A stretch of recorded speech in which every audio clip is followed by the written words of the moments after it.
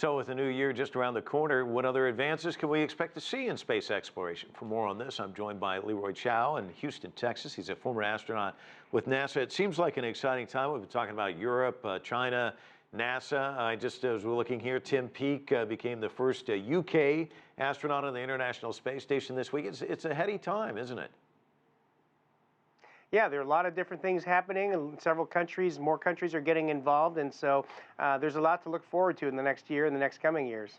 We're just a year away from China's moon mission. What preparations might we see in 2016?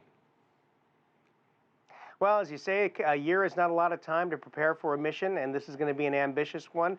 China plans to launch the Chang'e 5 to the surface of the moon, and it's actually going to return a sample from the moon. So that's very exciting.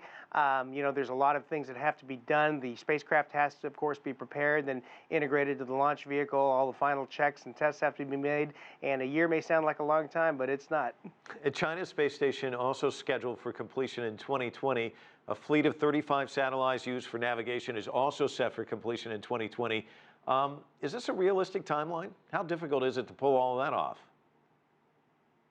Right, so nothing in the space business happens very quickly. I mean, it takes a lot of precision, a lot of planning, a lot of execution, and so, so 3 years 4 years is not a lot of time, but to do all that, but it's doable.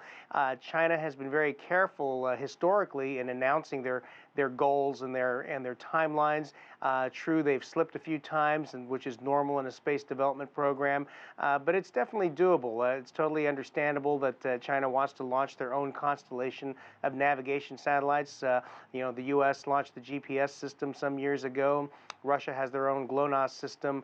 Europe is building their Galileo system. So it all makes sense. And the space station, first element launch, I believe, is still planned for 2018, and then with operations starting in 20, and then final assembly complete by 22. So it's ambitious, but it is doable. I know that you're involved still with SpaceX, excited about the recapturing phase that's going on now. It's really interesting to look at space because all these countries so active, and then you have the private companies also involved. That's right, and that's a very exciting thing, seeing more and more commercial activities, especially with some of the young new startup companies that are coming online. But even SpaceX, which is one of the older, newer companies, if you will, doing some very impressive things. As you mentioned, they're going to again try to land their booster, first stage booster, after it is after it finishes its ascent phase. And I believe this time they're going to actually try to fly it back to the Cape and land it actually in Florida, and not to land on a barge in the middle of the ocean.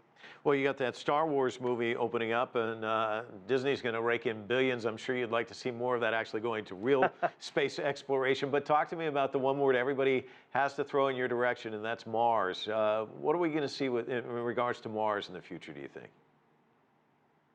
Well, there's been a lot of interest in Mars. It is the next logical place for us to send astronauts. We've seen the unmanned probes, the Curiosity rover, predecessors, the orbiters, all sending back spectacular photos of Mars, sending back very important data about the atmosphere and the surface and the subsurface.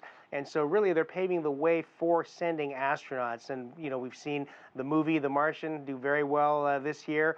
As you say, Star Wars is about to come out, and there's been a lot of pop culture about space recently, and Mars is where everyone's kind of focused. So I think it's important to start planning in a more concrete way than we have. We've kind of got an abstract plan of how we're going to get to Mars, but we've got to lay down some milestones, get some commitments from the politicians and funding and in political support, and start laying down some real dates that we might actually get there. I'm sure, Leroy, you will agree that it's probably far more exciting to be in a spaceship than actually in a movie theater watching this stuff.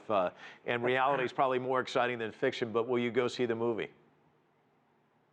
Oh, absolutely. I do go see all the space movies, and I'm careful to take my engineering hat off and just go and try to enjoy it. Sometimes there's some cringeworthy moments in most films, but on the whole, they're entertaining. And Star Wars, I saw the original way back when in the theater, and so it'll be neat to see this one too. There's been such a big buildup. Well, Leroy, thanks so much for joining us from Houston. Certainly appreciate it.